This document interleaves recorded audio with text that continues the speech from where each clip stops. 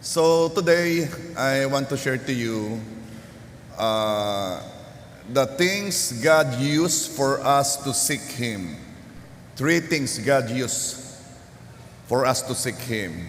Sabi ng Psalms 14 verse 2, "The Lord looked down from heaven upon the children of men to see if there were any that did understand and seek God." So makikita natin na ang Diyos ay tumitingin from heaven. Naghahanap siya kung may nakakaunawa, kung may humahanap sa Diyos. Therefore, lahat ng hindi humahanap sa Diyos, hindi nakakaunawa. Hindi madaling hanapin ng Diyos. Hindi madali. Hindi dahil sa mahirap siyang matagpuan, no. The word says, "Seek and you shall find." Siya'y madaling matagpuan. Kaya hindi siya madaling hanapin dahil ang ating isipan ay punong-puno ng deceit o panlilinlang ni Satan. Punong-puno ng kasinungalingan na naging paniniwala na o culture na o sistema na ng mundo.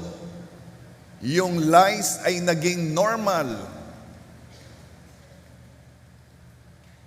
Sin is so deceitful. And the Bible says, tatlo lang ang target nito eh.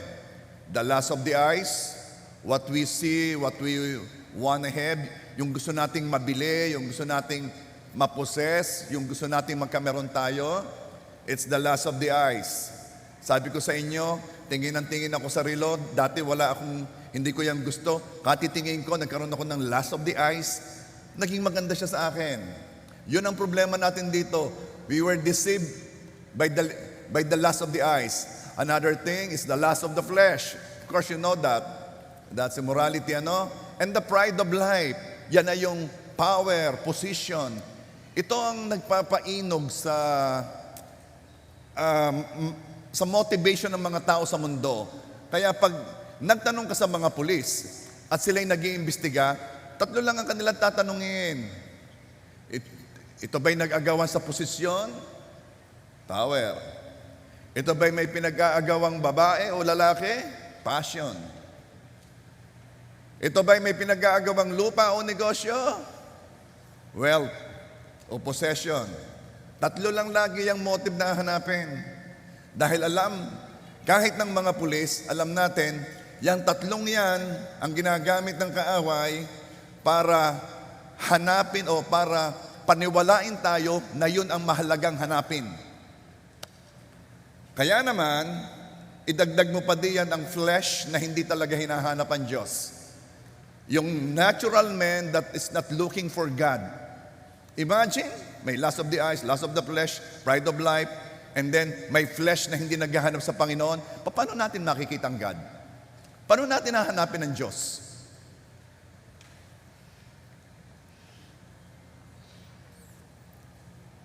Kaya naman sabi ng Romans 3:11 and 12, no one is truly wise. No one is seeking God. All have turned away. All have become useless. No one does good, not a single one. No one is seeking God. Kaya sa kabisihan natin ngayon, kung bakit pag December ang daming event, ang daming ginagawa, pinupuntahan.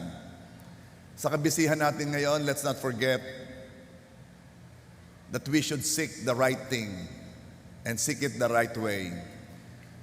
So kahit pa mayroong mga ganitong mga humahadlang upang hanapin ang tao ang Diyos, may ginagawa ang Diyos upang hanapin siya ng mga tao. And I will start with this. Number 1, ginagamit niya ang prayers ng mga anak ng Diyos, ng mga Christians. Ang pananalangin ng mga Christians. Upang hanapin nino man ang Diyos, kikilusan muna ng Holy Spirit ang puso ng taong iyon upang naisin ng Diyos. Hindi niya na naisin ng Diyos maliban ang Holy Spirit will do something sa kanyang puso. Kaya this verse will make sense. John 16:7.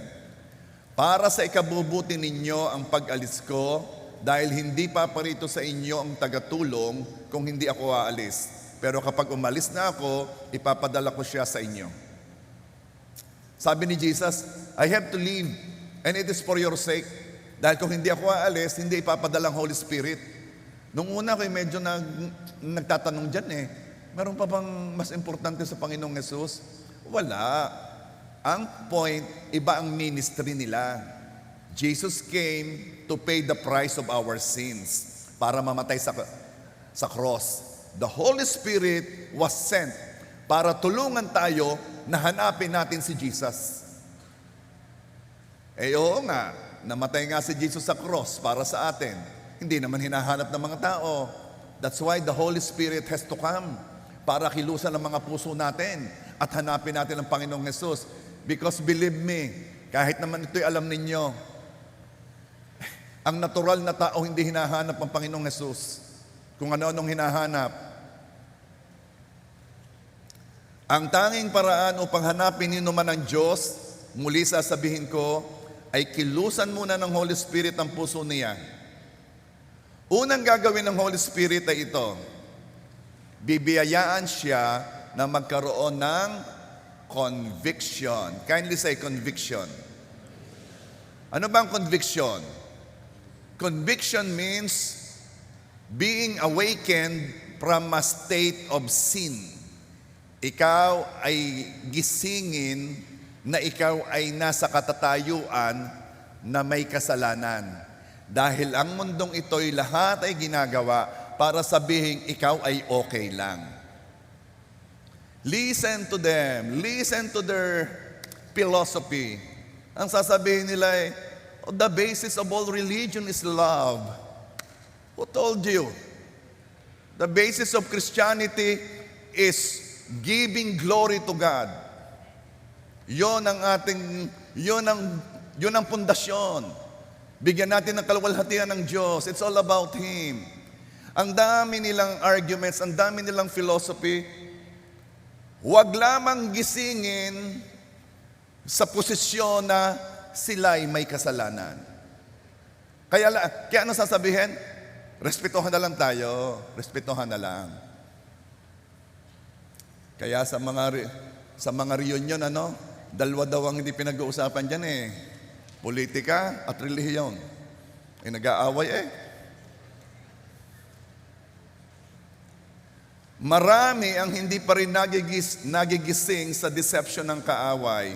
That's why, sabi ng John 16:8, pagdating niya ay kanyang susumbatan ang sangkatauhan patungkol sa kasalanan, sa katuwiran at sa kahatulan. Anong gagawin ng Holy Spirit?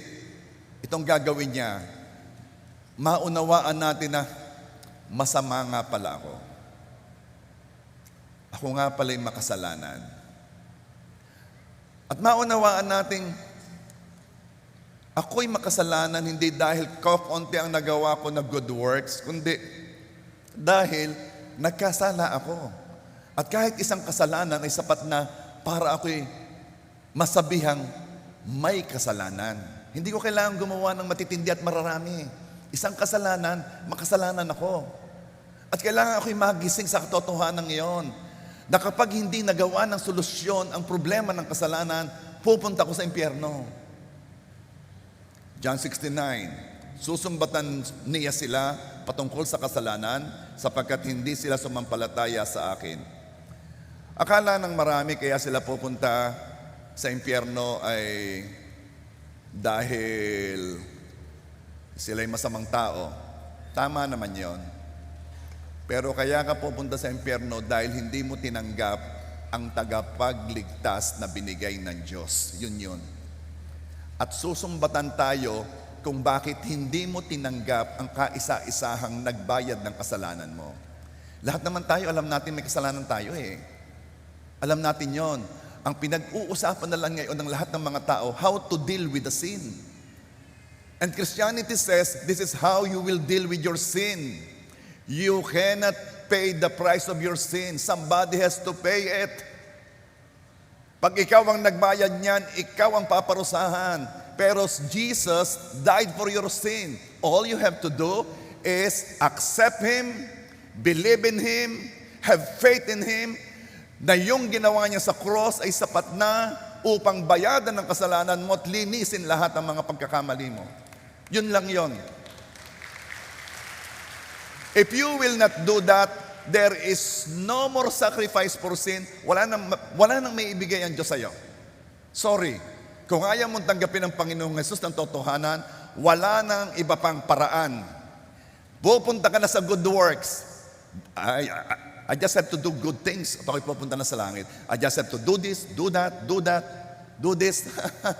Yan ang argument, yan ang philosophy ng mundo, good works. Pero hindi. For by grace you are saved through faith. It is the gift of God. It's not because of you. It's not because of your good works, lest any man should boast. Ephesians 2, verses 8 and 9. Ang pinakamahalagang prayer para sa mga hindi pa ligtas o hindi pa tinatanggap ang Panginoong Hesus, ang pinakamahalagang prayer para sa kanila ay maligtas. Anong kwenta na sila ay makatapos sa pag-aaral, makapasa sa board exam? By the way, congratulations sa mga bagong nakapasa sa LET. Saan? At pati sa bar exam. Meron ba dito nag-bar exam? Bakit? Ay, hindi ako nag-law. Dapat. Huwag kang kukuha ng bar nang hindi ka nag-law. Okay? Anong kwenta na ikaw ay makapagtrabaho? Matanggap sa trabaho? Anong kwenta kung ma-promote ka sa trabaho? Anong kwenta kung ikaw ay makapagnegosyo? Anong kwenta kung ikaw nakapag-retire at natanggap ka ng pensyon? Anong kwenta na ikaw ay mayroong magandang relasyon? Anong kwenta kung ikaw gumaling kung hindi ka rin naman pupunta sa langit? The most important prayer you can do for anyone na wala sa Panginoong Jesus ay ipag-pray na sila ay maligtas. Why? Because sila'y mayroong kanilang paniniwala na the Bible says will bring them directly to hell. Alam mo kasi, some people doesn't want to talk about hell eh. Pero kung mapapansin mo nung ang Panginoong Jesus ay nandito, ang limit niyang binanggit ang hell. I don't know kung bakit ayaw ng mga tao ngayong pag-usapan ng hell. Dapat ito'y pinag-uusapan. At hindi dapat natatakot ang mga taong tumanggap sa Panginoong Jesus. Pero katitigaso ng puso eh. Ako ayaw lumapit sa Panginoong Jesus eh. May kanya. Alam ganyo yung may kanya? Yan lagi ang sinasabi doon sa mga taong ayaw makinig. Yung may kanya. Tayo sa Jollibee, ayaw ko. So kay Lomi, ay may kanya. Yung ang gayon. Ang gospel, okay. Kaya kailangan nating manalangin na kilusan ng Holy Spirit at palambutin ang mga puso nila. Ihanda sila sa pagpasok ng gospel. Ihanda sila kapag sila'y nakarinig ng gospel.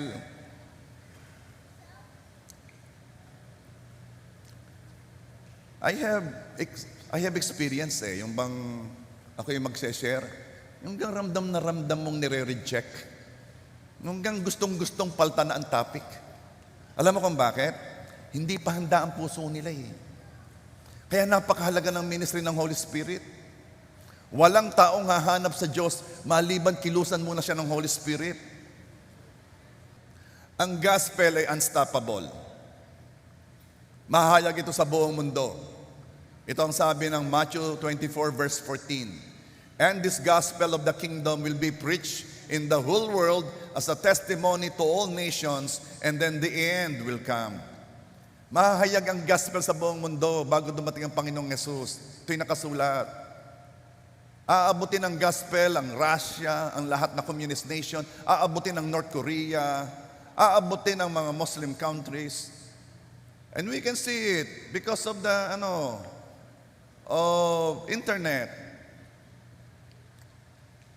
Pero ang tanong, Yes, aabutin ng gospel ang lahat ng bansa. Ang tanong ay ito, tatanggapin ba nila? One of the signs bago dumating ang Panginoong Yesus ay makarinig ang lahat ng bansa. Yung tumanggap is another thing. Pero may i-preach ang word. Kung ang tanong ay tatanggapin ba nila, kaya ito po, kailangan munang makapangyarihang kilos ng Holy Spirit sa puso ng tao. Ipag-pray natin sila. Ipag-pray natin ang gusto nating maligtas na kilusan ng Holy Spirit. I-convict ni Lord at malaman ang kanilang katatayuan na sila hindi okay. So many people, ang dating, kung makipag-usap, they carry themselves as if they're very sure about their lives. They don't even know na isa na ang naghihiwalay na lamang sa kanila at sa impyerno ay isa na lamang. Pero kung magdadali, as if they own their lives, as if they control everything. Ipag-pray natin na malaman nilang katatayuan nila, magising sa kanilang katatayuan at naisin ang Panginoong Yesus. Ulitin ko, ang paghanap nino man sa Diyos ay nagsimula noong may nag-pray sa Kanya. Ikaw ay nandito kasi may nag-pray sa iyo. Hindi po ako po yung nagkusa ako po yung walk-in. Somebody prayed for you. Maaring kilala mo, maaring hindi mo nakilala. Pero somebody prayed for you. At kinilusan ka ng Holy Spirit or else hindi ka tatagal sa church. Kapag hindi ka kinikilusan ng Holy Spirit, what I'm telling you is so boring. Ang pinipreach ko, walang effect yan. Magte-text ka. Mas mahalagang tinetext ko. Mas mahalagang iniisip ko mamaya. Pero dahil kinikilusan ka ng Holy Spirit, ang naririnig mo salita ay nagiging pagkain ng iyong spirito. The Bible says we don't live by bread alone, but by every word that comes from the mouth of God. Ang Holy Spirit ay nais kumilos ngayon sa maraming tao. We are entering a movement of the Holy Spirit called Apostolic Movement. At kailangan tayo sumabay sa kilos ng Holy Spirit. Keep on praying for our loved ones. Narito ba yung box natin, Atay? Ng mga loved ones? Keep on praying for our loved ones. Kasi, loved ones Ba't di mo ipagpe-pray ang iyong mga mahal sa buhay? Ay, mahal mo nga sa buhay Oh, we are praying for our loved ones, our family. We're praying for the family of my son-in-law. We're praying for our relatives. Pinagpe-pray namin ng mga bilina, mga inandan, mga konsilyo. Pinagpe-pray. Kaya bawat isang sagot ng Diyos at makita namin kami napakasaya. Kaya pag nung narito si Leia, sayang-saya si Melody dahil answered prayer Kinilusan ng Holy Spirit. Nung una na-attend lang, nung nagtagal na, nag-enjoy na. Continue praying for your loved ones. Why? Baka wala na mag-pray diyan. Kapag hindi ka nag-pray, baka ikaw na lang ang nagpe-pray para sa kanila. Nag-iisa ka na lang nakatayo at inilalapit ang iyong mga mahal sa buhay. At pag ikaw'y tumigil, sino pang magpe-pray para sa kanila? Sino pang hihingi sa Holy Spirit na kilusan ng kanilang puso?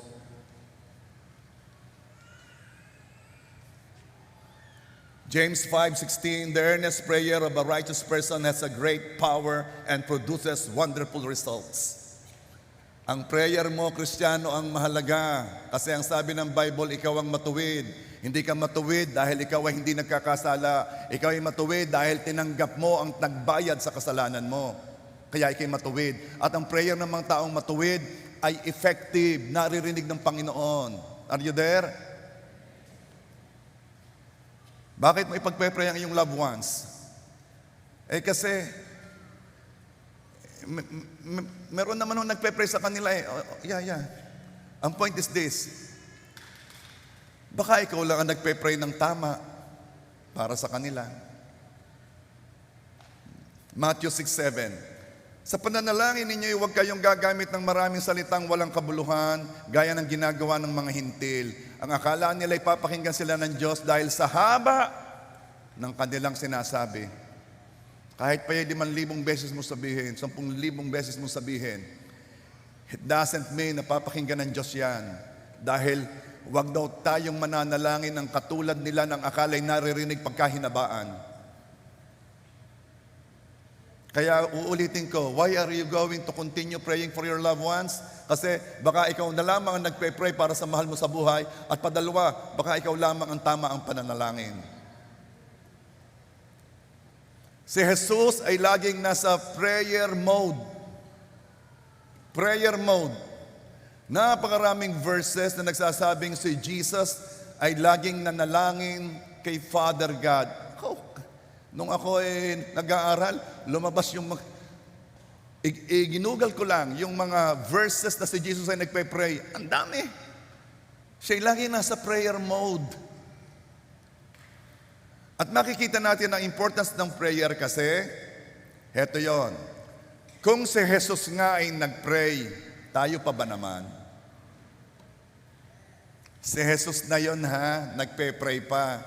Ay ikaw ga, kapatid, ay bakit hindi ka magpe-pray?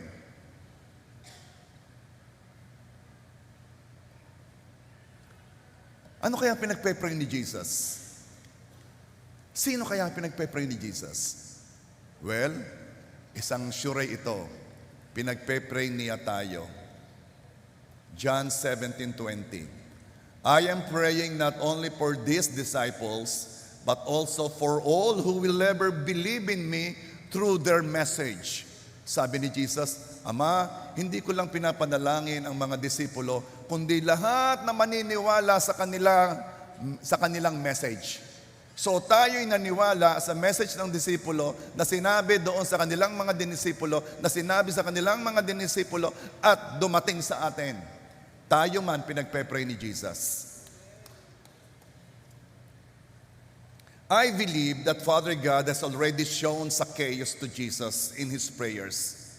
Dahil ang Panginoong Yesus ay lagi nagpe-pray, ako'y naniniwala na sa prayer time ni Jesus, pinakita na ni Father God si Zacchaeus. Ba't mo nasabi yan, Pastor? John 6:44. No one can come to me unless the Father who sent me draws them. Walang lalapit kay Jesus maliban inilapit siya ng Ama.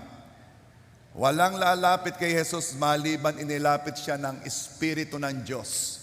At makikita natin si Zacchaeus ay talagang inilapit ng Espiritu ng Diyos. Bakit? Noong pumunta si Jesus sa lugar ni Zacchaeus, nakita kaagad ni Jesus si Zacchaeus. Ang punto sa ito, hindi madaling makita si Zacchaeus. Bakit?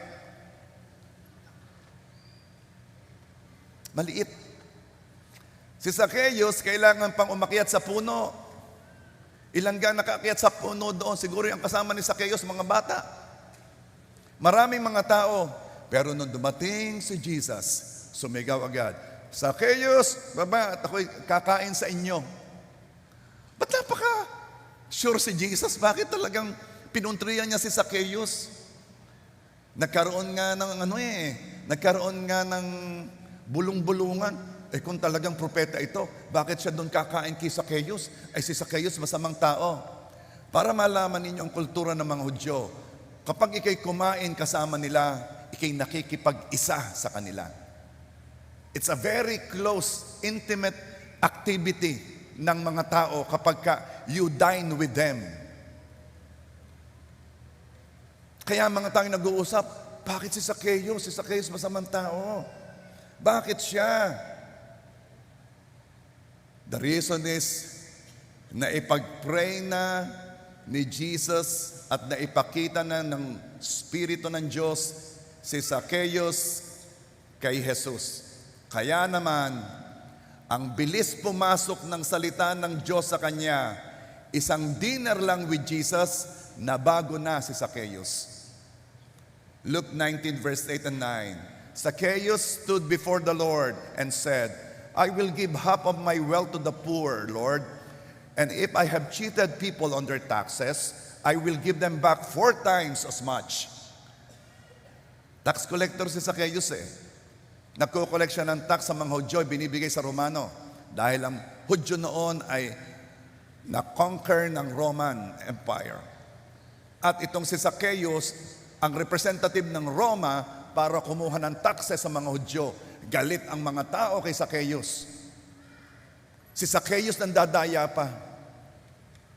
Pero isa lamang pag-uusap, nakarinig ng salita si Zacchaeus, binago na ang puso ni Zacchaeus. Kaya Lucas 19 verse 9, Jesus responded, "Salvation has come to this home today, for this man has shown himself to be a true son of Abraham." Ang kaligtasan ay dumating ngayon sa sambahayan ng taong ito. Salvation has come to this home today. Napakaganda na bawat nakakausap mo, bawat dinadalaw mo sa bahay, ay ready na natanggapin ang message o ang gospel. At sasabihin mo, truly, salvation has come to this home today. Napakaganda na bawat kapihan ninyo, bawat invite mo, bawat pakikipag-usap mo, open na open siya, na siya pang nagsisimula, ano ga ito iyan? Ano kang pagkakaiba? Napakaganda na sila'y ready.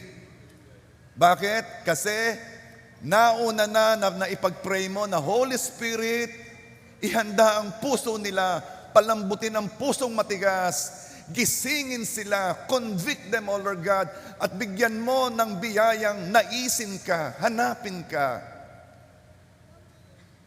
I just want to remind you, dahil napaka-busy natin ngayon, huwag natin kakalimutan na sa lahat ng tao sa buong mundo, merong iniutos sa atin, go and make disciple of all nations, teach them of all my ways, and lo, I am with you always. Tayo may pinapagawa sa atin at huwag tayong madala sa kabisihan dahil tayong gagawa noon, walang iba. Hindi yung gagawin ni Santa Claus sa mall. Hindi yung gagawin ng mga nagtitinda sa mall. Hindi yung gagawin ng mga nagkakaroling sa inyo. Na kapag ka hindi mo nabigyan, ang babarat ninyo. Tayo yon. Huwag ka nang sumama sa kabisihan nila at mamaya ay mawala ka sa pinapagawa ni Lord. Tayong nananalangin at tayong nagsishare ng word. Amen ba? Hindi hinahanap ng mundo si Jesus. That's why inutusan tayo. This is what I'm gonna do para hanapin sila. Hanapin nila ako. Pray. Pray that the Holy Spirit will move in their hearts. Napakamakapangyarihan ng panalangin. Napakamakapangyarihan. Si Esteban or si Stephen, siya yung nag-share ng word. Pero naghalit ang mga tao sa kanya We are living in a, we're so blessed. Pwede kang maghayag ng word at magalit man yung hinahayagan mo, hindi ka naman babatuhin. Nung una, pag naghayag ka ng salita, Jesus is Lord. Jesus is the Son of God. Jesus is God. Nung una, pag sinabi mo yon, babatuhin ka. Hanggang ngayon, may mga bansang ganon. Mga Muslim countries, kahit sa Israel, maghayag ka ng salita doon sa street, babatuhin ka, sasaktan ka. Pero generally, sa ibang mga democracy, we can share the word at hindi naman tayo babatuhin. Pero si Stephen, nag-share siya ng word at nagalit ang mga tao sa kanya. Acts 7:57 and 58. They covered their ears and yelling at the top of their voices, they all rushed at him. And verse 58, drag him out of the city and began to stone him.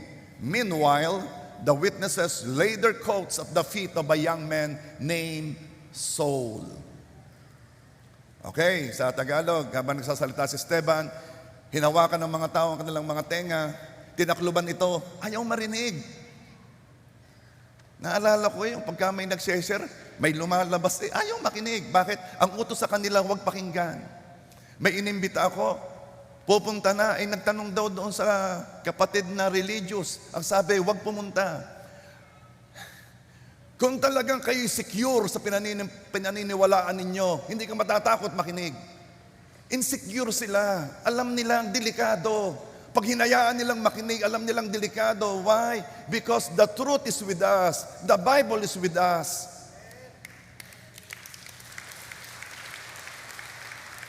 Napakahina ng pundasyon ng ibang mga itinuturo ng ibang tao.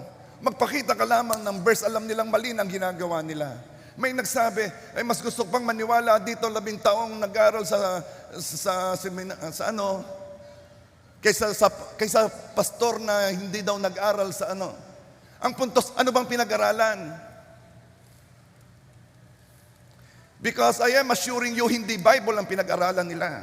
Why? Kung Bible ang pinag-aralan nila, matagal nang umalis sila. Because the truth will set them free. Ito, kaya nagkaroon ng Reformation eh. Kaya maraming mga religious leaders noon nagprotesta, nagtanong. They call it protest. The other side call it reformation, pagbabago. Why? Kasi ang layo na sa Bible, ang layo na sa truth. My point is this. Acts 7:59.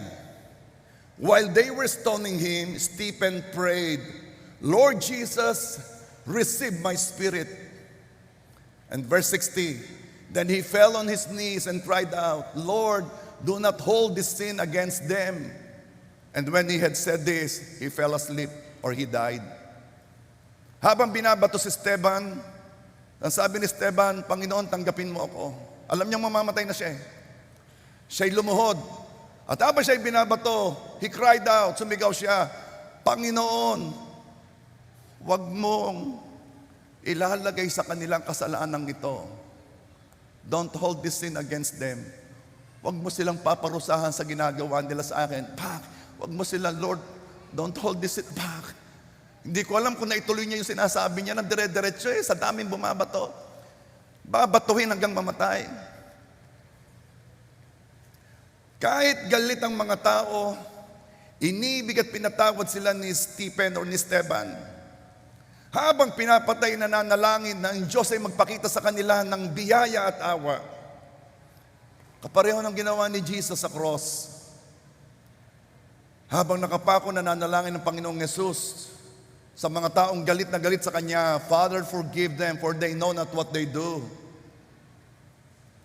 Di napansin?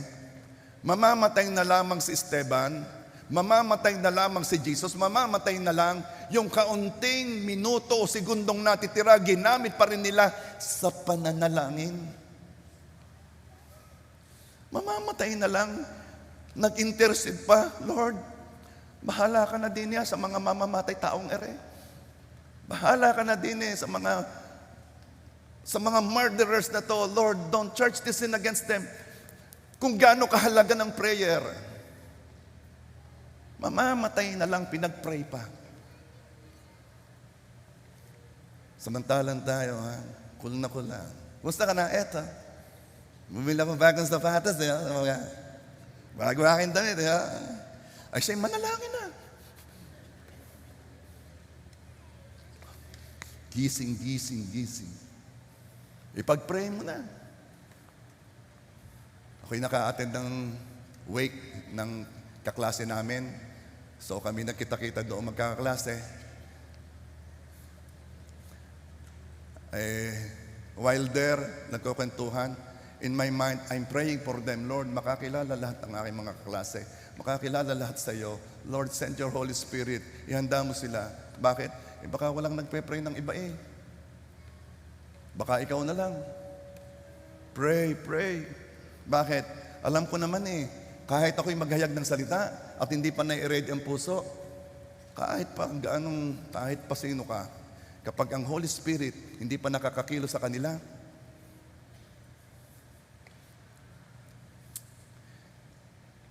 hindi natin alam ang nangyari sa mga namato kay Stephen.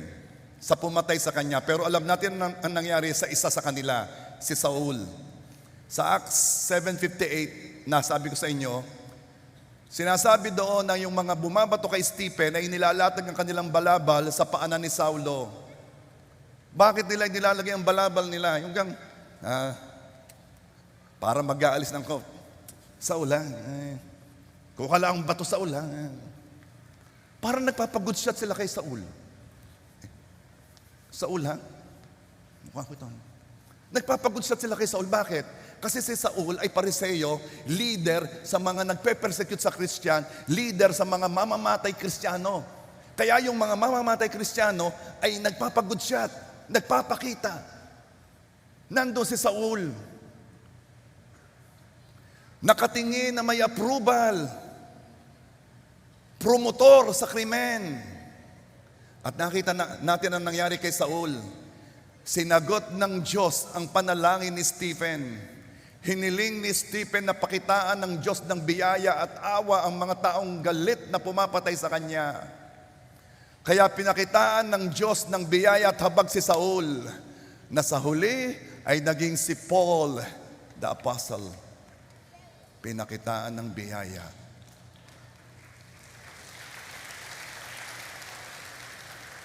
Church, pray for everyone. Hindi sila lalapit sa Diyos nang walang nanalangin. Bago ako magpatuloy, makikidalangan ito. That's number 1 Tatlo yon. Ipag-pray natin. These are the names of your loved ones. Noong ko pa sinabi sa inyo kayo magsulat, kayo na may nagsulat, inilagay ninyo ditong pangalan ng inyong mga mahal sa buhay. Ano ho bang nagagawa ng pagsusulat na iyan? Wala. Pero ang banal na espiritu ay malaki ang magagawa. Every time the word is preached, may ginagawa si Lord.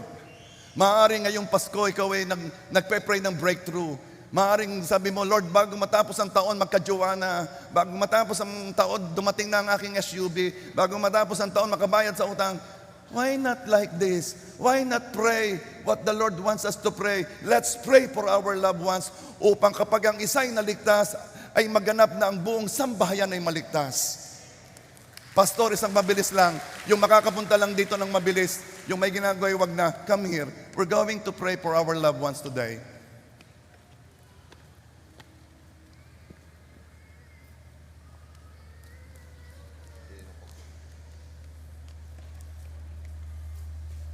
Why are we going to pray? Kasi baka tayo na lang ang nagpe-pray. Why are we going to pray? Kasi baka tayo lang ang nagpe-pray ng tama. Asking the Father in heaven and praying in the name of Jesus. Dumadaan kay Jesus, walang ibang dinaraanan. Praying according to His Word, not according sa paulit-ulit na baka pag naulit-ulit natin ay makikinig ang Diyos. No. Praying because we are the righteous. Righteous because Jesus paid the price of our sin. And because the Word says the prayer of the righteous person availeth much. That's the reason why we're going to pray. Kindly raise up your hands patungo dito. Father God, your word had been preached. Ito po ang pinakamahalaga. Hindi po ninyo kinikilusan ng sino man malibang na ipag-pray muna namin. O Holy Spirit, I pray, pasukin mo, pakialman mo ang aming mga mahal sa buhay. Durugin mo at palambutin ang mga pusong matitigas. Hayaan po ninyo, Panginoon, sa season na ito, hanapin kanila. Hanapin nila ang Panginoong Jesus. Lord, convict them. Ma-realize nila na they are living in sin. Sin because they have not accepted Jesus as their Savior. And I pray, Lord God, ang salita'y mahayag sa kanila at ito'y matanggap nila, Panginoon. Lord, I pray, we ask in the name of Jesus, lahat ng nakasulat dito ay kinikilusan na ng Holy Spirit at lahat ay ligtas na. Thank you, Lord, in Jesus' name. Amen.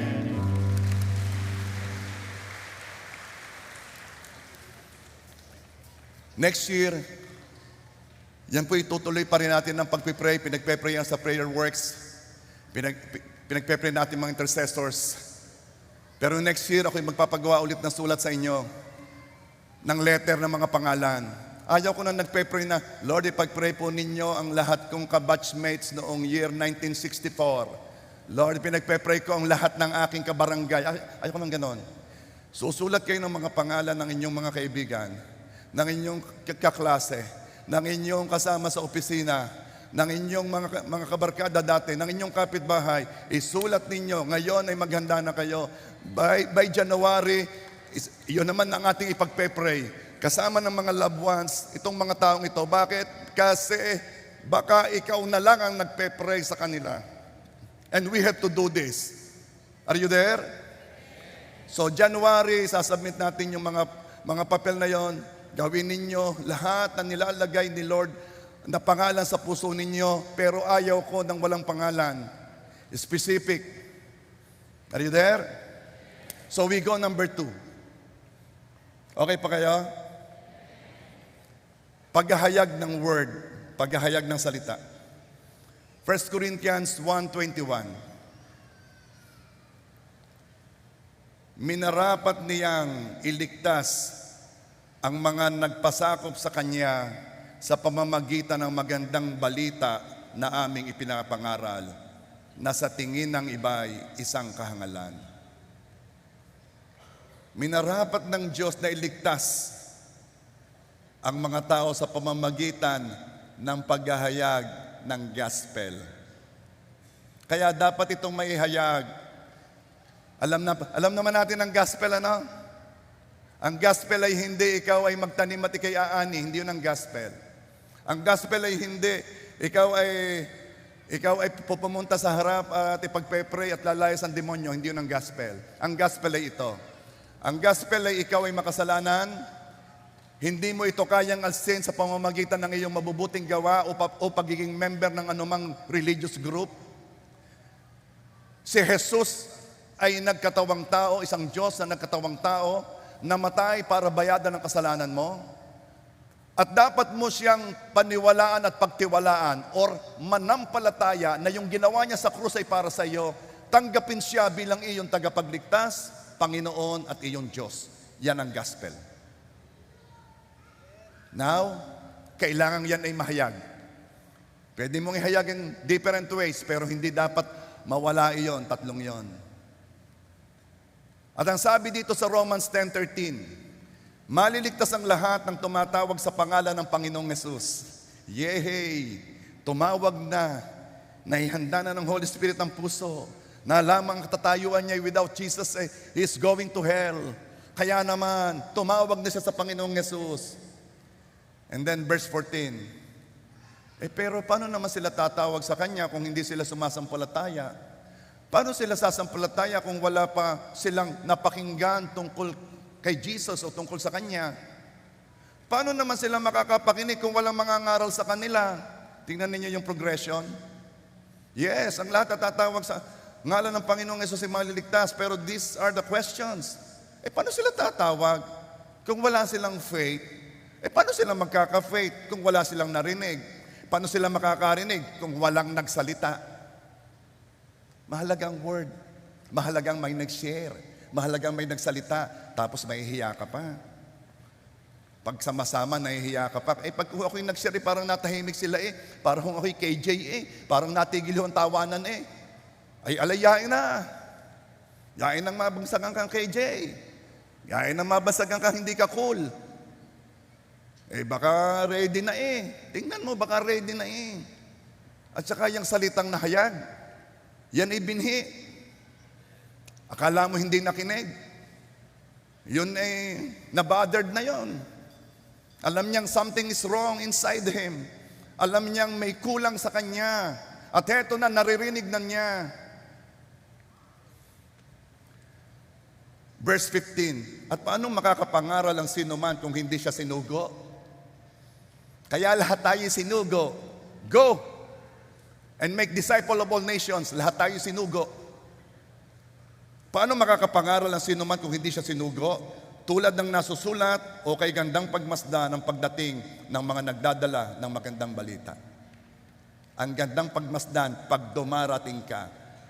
Parang ang dating ay hindi Dahil very cold ang kanilang reception, ang kanilang pagtanggap. Hindi. Ang gandang pagmasdan ng mga taong may dalang magandang balita sa paningin ng Diyos. Ang ganda niyong pagmasdan pag kayo'y nagse-share na ng word. Ang ganda niyong pagmasdan. Kaya, let's take all the opportunity to share the gospel in every situation. Wedding. Ako malimit magkasal. I really take that opportunity. Inaagaw ko na nga sa iba. Ako na. Bakit? Sa kasal is the moment na naihayag ko ang gospel na napansin kong ang mga tao ay nakikinig talaga. Kasi formal Mga base na base nakikinig. At talagang naiilinya ko talaga ang message of the gospel. Lahat ng event ng inyong buhay, let there be, kahit short lang, kahit 5 minutes lang. Kaya na namin yon. Kahit nga 3 minutes kung gusto ninyo kaya na yon. Pero wag naman ninyong hayaan kayo magkaroon ng event na walang paghahayag ng gospel. Bakit? Sinugo ka. Sinugo ka. Go and make disciples of all nations. Teach them of all my ways. Birthday. Dibu. Blessing ng batalan. Any event. Gamitin mo yon. Bakit? Una, event mo yon. Pangalawa, ikaw ang nagbayad. Ikaw ang gumastos. And then, ang masusunod, yung coordinator. Ito po ang ating gagawin. Ito po ang ating, hindi, itong iyong gagawin. Merong mag-share ng word. I've been there. Okay, may mga napuntahan. May nakikinig lahat, ang ganda ng... Kasi naihanda noong host magsasalita. Pakinggan lang po natin ang sandaling ng ilang minuto, ang paghahayag ng salita ng Diyos. Talagang nag-take authority yung merong event Meron namang hiyang-hiya yung host. Pwede po ba? Atin po papangingin. At talaga namang may ingay. Ayos lang. Kahit meron di yung 5, 10, 15 na nakaupot nakikinig, okay na. Okay na. Basta may hayag ang salita. Use every opportunity. Kayo maglala. Pag kailangan ninyo, just talk with the office. Marami tayong leaders. Kung hindi ako available, meron tayong pastor. Kung hindi sila available, meron tayong ipapadala. Tingnan mo yung katabi mo. Papadala ko yan.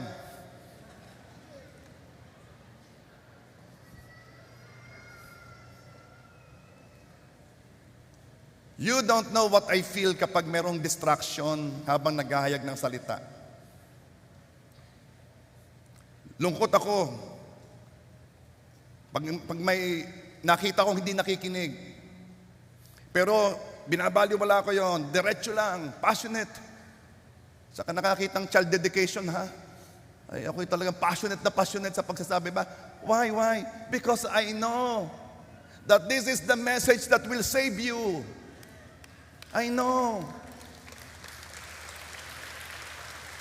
Maaring sila hindi nila alam. Maaring diretso lang sila. Sige, text diyan, kwentuhan diyan, tawanan. Okay lang. Nalulungkot ako pero diretso pa rin ako. Why? Sapagkat pinili ng Diyos ang kahangalan ng paghahayag ng mabuting balita upang maligtas ang mga tao. Yun ang pinili Yes, sometimes we might look hangal, pero we will continue because we know this is the only way na maliligtas ka.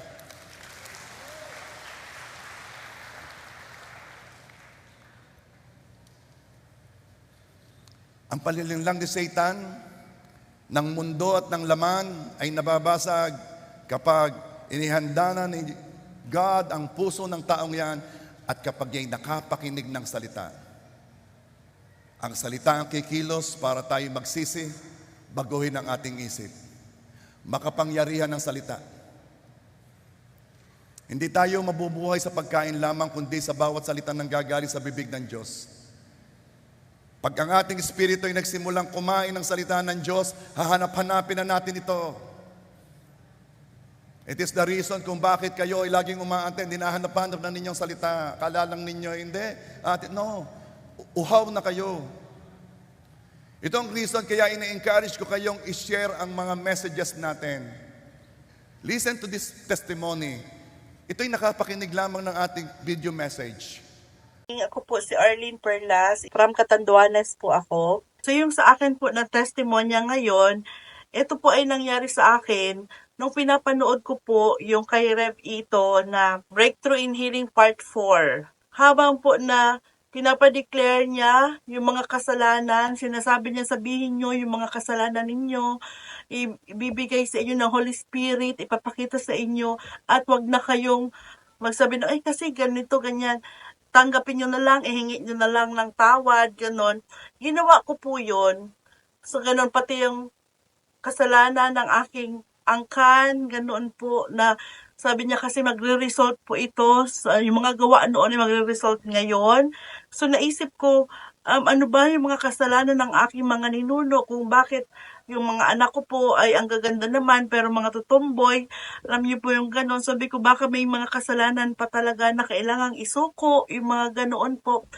Ang nangyari po ay, habang iniisa-isa niya po yung panloloko, pagsasabi ng hindi maganda sa kapwa, idolatry sa tao man to, ganyan, at pagsamba sa mga Diyos-Diyosan, mga ganun po, paggamit ng witchcraft. Sabi ko, ang dami ko palang dapat na isuko kay Lord. Lahat na lang na sinabi niya po ay akin po pinanampalatayahan na, alam ko Lord, isusuko ko lahat ito sa iyo. Umiiyak po ako habang hinihingi ko ng tawad yung aking mga kasalanang nagawa. And then po, bigla na lang po na yung Holy Spirit pinapakita sa akin yung lahat po ng mga nagawan ko ng mali, at iniiyak ko po talaga siya. Habang po na nakapikit ako at umiiyak at sinasabi ko yung mga hinihingi ko ng tawad yung mga kasalanang nagawa ko, bigla po akong nasamid at bigla po akong sumuka, yamang sabihin, pero sabog ihi po talaga ako sa floor that time. November 21 po ako na deliverance. I believe the deliverance po ako sa glory ni God. Ako ay kanyang pinalaya. And nung sinabi niya po na hawakan yung mga parte ng masakit, na yung naramdaman ko po, kaya po ako nasa bayat nagpapahinga kasi sobrang sakit po ng ulo ko. Ginaganyan ko po siya kasi parang naririnig ko po yung ugat ko na nag-aalpasan yung mga dugo, parang gumaganon po siya. So, bigla ako natatakot na gano'n. Ano bang nangyayari? Parang gano'n po. Hinawakan ko lang po siya ng gano'n, at saka yung lumbar ko po kasi lagi po siyang masakit. Alam ko may instant healing po ang God, ang Lord sa aking buhay, kasi naramdaman ko po na biglang nawala yung kapag nakakunot lang po ako, masakit na po dito. So, may temple natin, masakit na po yan. Pero ngayon po ay wala po ako naramdamang sakit. So, yung healing na binigay sa akin at pagpapalaya na binigay sa akin ni Lord. At alam ko po marami pa ng mas madideliverance at mas magkakaroon ng healing. Maraming salamat po. All glory to God. This is the reason why I'm encouraging you to share the word. Because who knows, that's already the moment ng taong yon upang makarinig ng word. This is the reason kaya ina-encourage ko kayong mag-invite sa church. And this is the reason kaya ina-encourage ko kayong umattend sa church, huwag kayong mag-absent. As what Hebrews 10:25 says, huwag nating pabayaan ang ating pagtitipon. Kaya ina-encourage ko kayo na sumama sa life group para pagkatapos makinig ng salita sa Sunday, may life group pa para nguyain pa uli ang salita. Jeremiah 29:13 says, hahanapin ninyo ako at matatagpuan kapag hinanap ninyo ako ng inyong buong puso. Hindi ko nasasabihin muna yung number 3, dahil gusto kong yung dalawang yun pumasok sa puso natin Pray and share the word. Pray and share the word. Okay? Huwag mahihiya, ikaw ang inutusan. Huwag tatamarin sa pagpipray. Baka ikaw na lamang ang nagpe-pray para sa kanila at ikaw lang ang nagpe-pray ng tama. Church, come on, let's all stand up, please.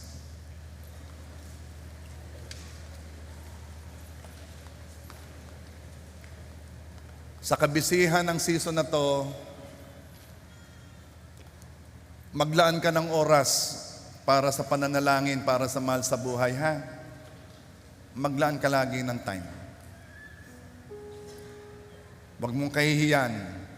Huwag kang mahihiya sa pag-share ng word. Mamaya, you will be an expert. Alam mo na ang timing, alam mo na ang sasabihin. Yaan mong makilala ka nila na ikay Christian. Yaan mong malaman nila na ikinagahayag ng word, ikay nag-share. Yaan mo.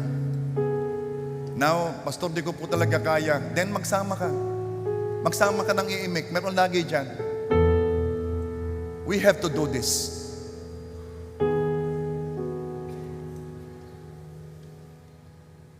The Holy Spirit is moving. Gusto ng Diyos na marami ang maligtas. We are opening churches. Very active, very passionate ako sa pag-open ng churches. Ako'y nagtitiwala sa mga papastorin natin na aking sinesend out. Nandito ngayon ang pastor ng Legazpi, Pastor Migs. Kindly raise up your hands. Nasaan ka ba?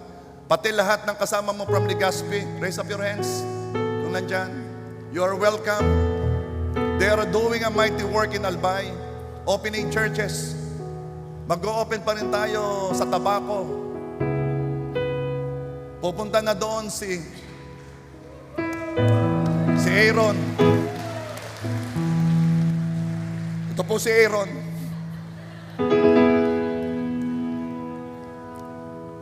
Pati si Clifford.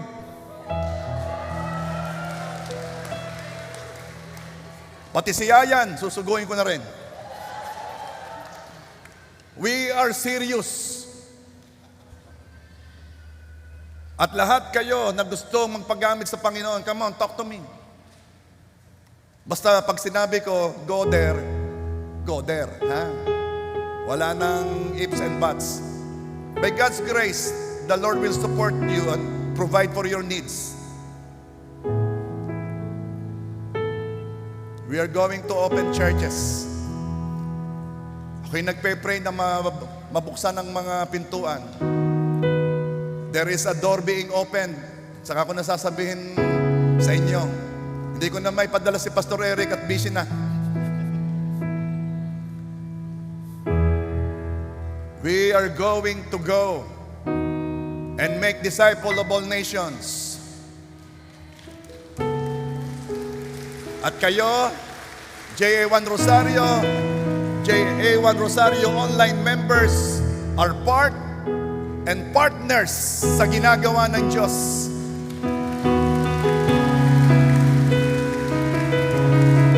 We are moving. Hindi tayo titigil. Hindi natin sasayangin ang panahon. We are going to pray, and I'm asking everyone to continue praying, to join the prayer works. Continue praying for people, your loved ones, the people that you know. Continue doing it. Yan ang ating direction. Yan ang ating purpose. Doon tayo pupunta. And be one with this vision. Maraming lugar ang JA1 Rosario na mari-reach out for Christ Jesus.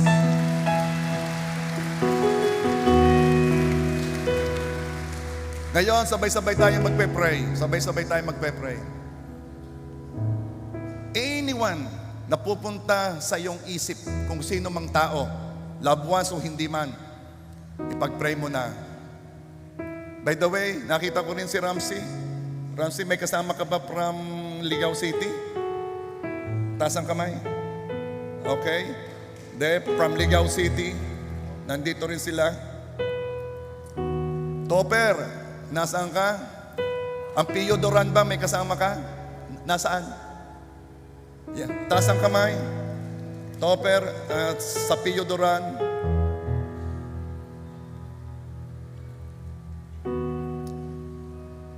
We are going to pray, and I will ask the Holy Spirit na ipakita sa inyo yung taong inyong ipagpe-pray. Most likely, inihahanda na ni Holy Spirit yan. Kaya gusto ni Lord na ipag-pray mo pa. Close your eyes, bow down your heads. Father God, O Holy Ghost, tulungan mo kami makapag-pray ngayon. Ipakita mo sa amin ang mga tao na nais mo na maligtas at sila'y babanggitin namin sa iyo ang bawat pangalan. Now, in Jesus' name, pray, come on, intercede.